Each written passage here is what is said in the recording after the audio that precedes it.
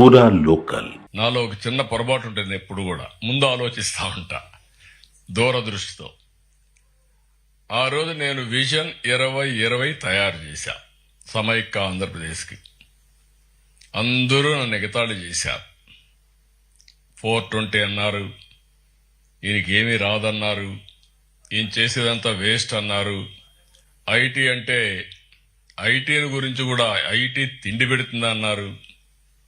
కానీ ఈరోజు మిమ్మల్ని చూస్తే నా ఒక్క పబ్లిక్ పాలసీ, ఐటీని ప్రమోట్ చేయాలనుకున్న నిర్ణయం ఈరోజు ప్రపంచంలో 195 దేశాల్లో తెలుగు వాళ్ళు ఉన్నారంటే అది ఆ రోజు తీసుకున్న ఒక్క నిర్ణయం.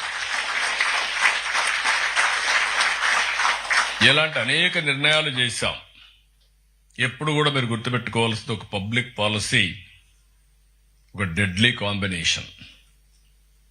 పబ్లిక్ పాలసీ చేయడమే కాదు, దాన్ని అమలు చేయాలి, ఎగ్జిక్యూషన్ కూడా చేయాలి. ఈరోజు మీరు ఒక్కసారి చూస్తే ఇండియాకు కొన్ని అడ్వాంటేజెస్.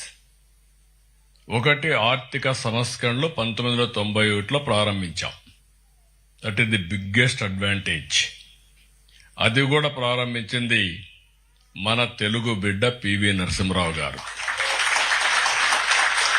దేశానికి ఒక దశ దిశ నిర్దేశించాం. ఆ తర్వాత మీరు చూస్తే సరే, ఇప్పుడే అందరూ మాట్లాడారు.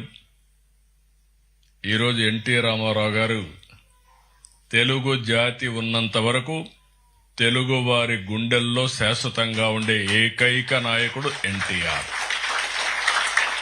నిన్నే 30వ వర్ధంతి కూడా చేసుకున్నాం. రెండో అడ్వాంటేజ్, అరౌండ్ 95 mid-90s లో టెక్నాలజీ అడ్వాంటేజ్ తీసుకున్నాం. ఫస్ట్ మూవర్ అడ్వాంటేజ్ మనం తీసుకున్నాం. మూడోది, ఈరోజు మీరందరూ గుర్తుపెట్టుకోవాలి,